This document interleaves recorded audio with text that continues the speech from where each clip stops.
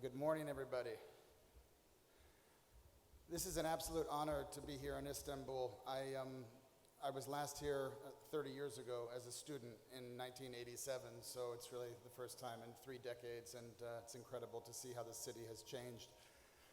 I'd like to first and foremost thank Gökmen and this incredible team for the Gastromasa team, including all of the staff, his partners, the sponsors, an incredible team of students, culinary students, gastronomy students who've been working tirelessly and showing us an incredible time.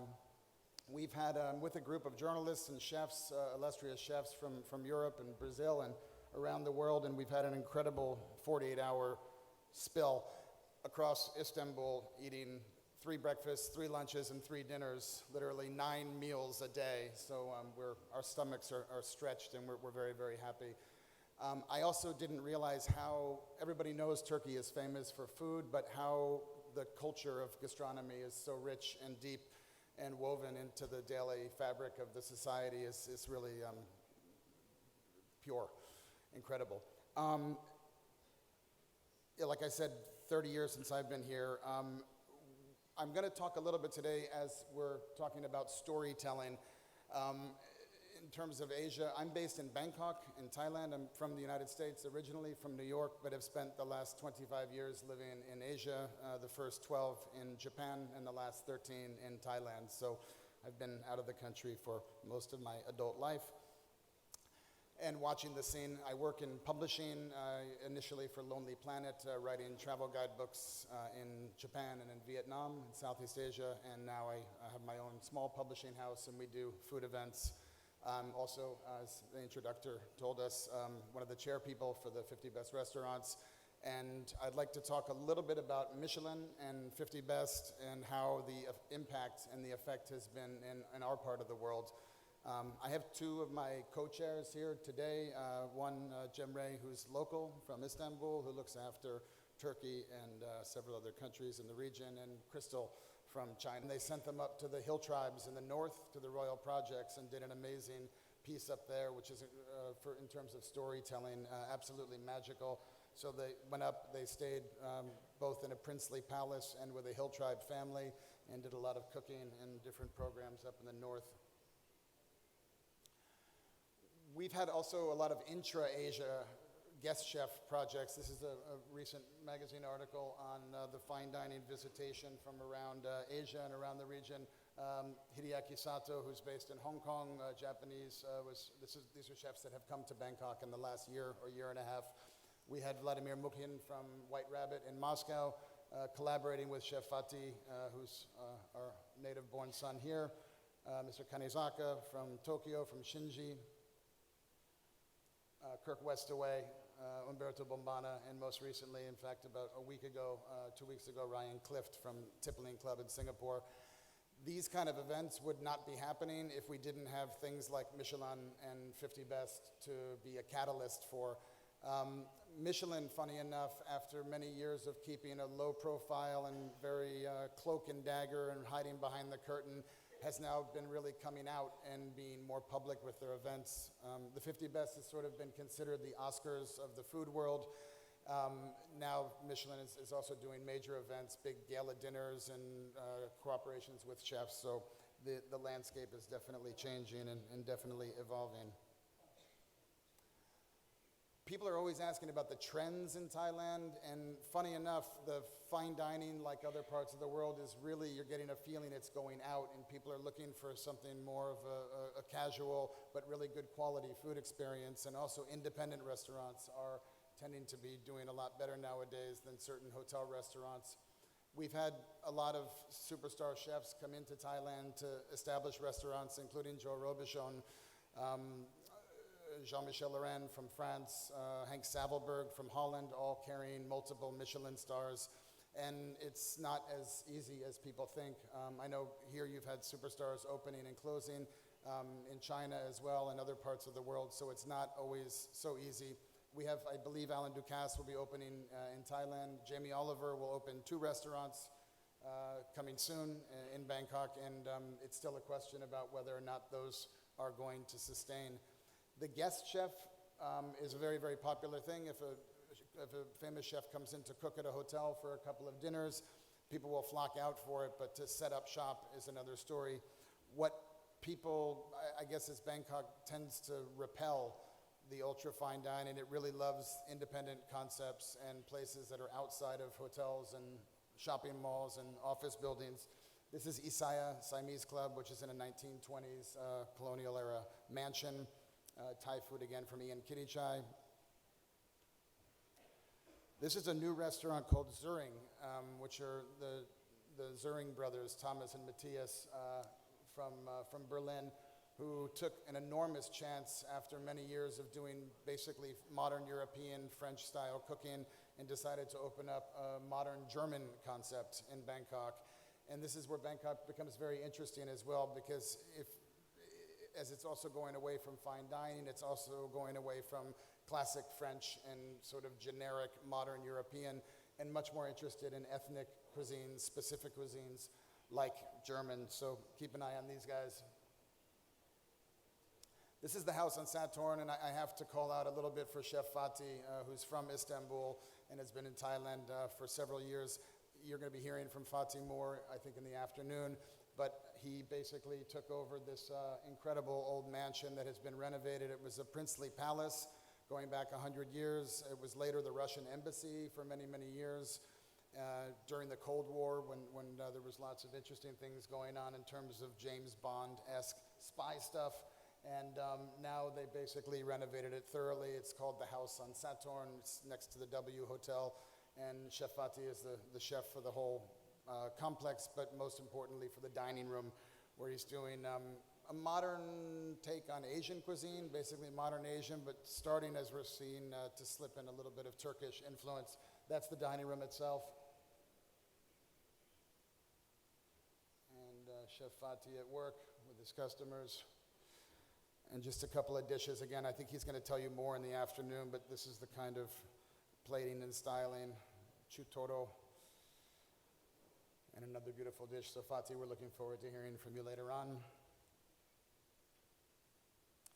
I can't talk about 50 Best in Asia without talking about Gagan Anand, who is from India originally and came about 8 or 9 years ago to Thailand. Really green behind the ears, a very innocent and sort of not that worldly young fella who came into Thailand and to open up a restaurant called Red. He was brought over as the chef. He quickly got quite a following and eventually went to work for a hotel chain and eventually opened up his own, under his own name, Gagan. But he called me one day because he knew I was working for the 50 Best and said, Mason, when you're going to London next week for the 50 Best? And I said, yeah. He said, do you know Ferran Adria? And I said, no, I don't know Ferran Adria, nor Albert, his brother, who is here today. But I will be seeing him, and I've met him before, and he said, can you do me a very, very big favor? I would like to go to El Bulli to be a stagiaire. I would like to have an internship at El Bulli. And I was thinking to myself, at the time, I think it was like a 1.5-year waiting list to get a table at El Bulli. Basically impossible to get a table, but to call up and think that you could get an internship or a stagiaire opportunity would be virtually impossible. So instead of, and I didn't really have the wherewithal to call to the Adrias and ask for permission for my friend to go for a stage, I told Gagan maybe he should send an email himself to alert the people that he would like to come over, and at least when the rejection letter came, he would be having it directly and I would not have to deliver the bad news for the rejection. And he sent the email off, and a couple of days later he called me and he said, I got it, I'm going to Spain. I said, what? And yeah, he went off. It was supposed to be 3 weeks. I think he spent 6 weeks or nearly 2 months, and he came back like Frankenstein, sort of transformed.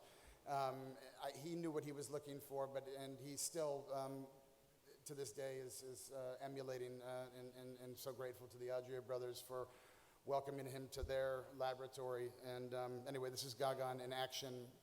He's been #1 in Asia for the past 2 years, and he's had quite high rankings in the world as well, and has really transformed Indian cuisine, doing something not that nobody's done with technology, but that very few people have done with Indian for sure. Some of the dishes.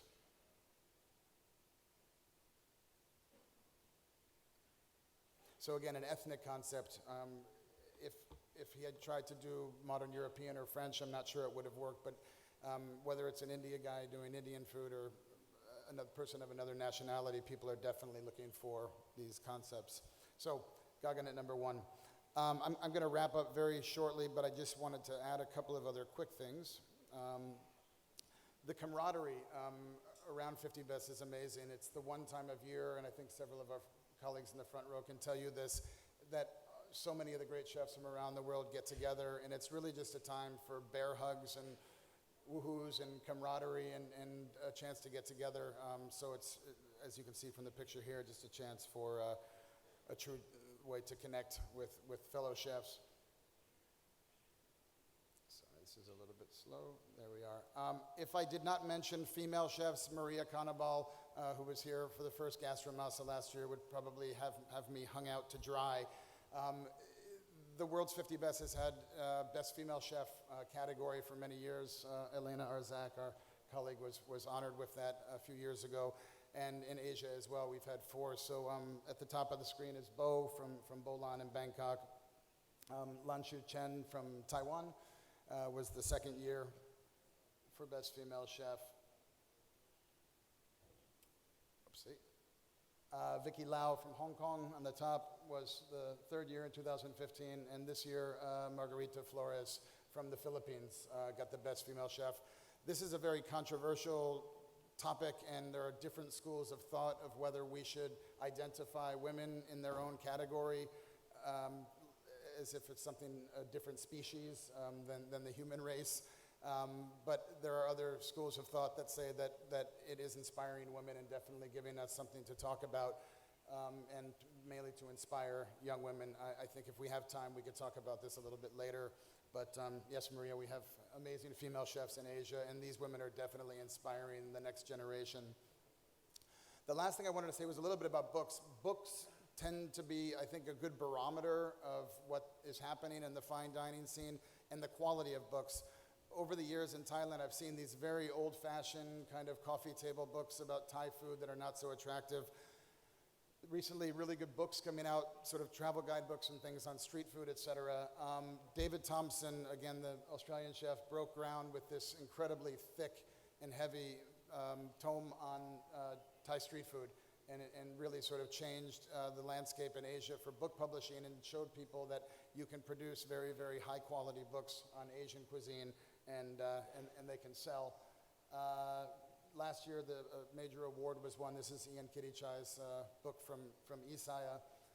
And the last one I wanted to show you will probably go down in history as the most unique name for a cookbook ever. And let me preface this by saying that in Thailand, all Thai people have nicknames, usually one-syllable nicknames, often fruit names. Ladies are called pear or apple, different animals as well, one of which is crab. Which is Pu in Thai. So you will meet lots of women and they'll tell you that their name is Pu, which is crab. Maybe it doesn't sound so nice in English, but in Thai it's quite a flattering name. So there is a woman who was running a restaurant and a famous cooking school, and her nickname is Pu. So when the publisher was looking for a clever name for her book, they decided to call it Cooking with Pu. And this is real, and again, on the storytelling factor, I just wanted to leave you with that. But I once again wanted to just thank the incredible organization from our friends at Gastromasa and to everybody here in Istanbul. It's an honor to be here, and thank you very much for your time.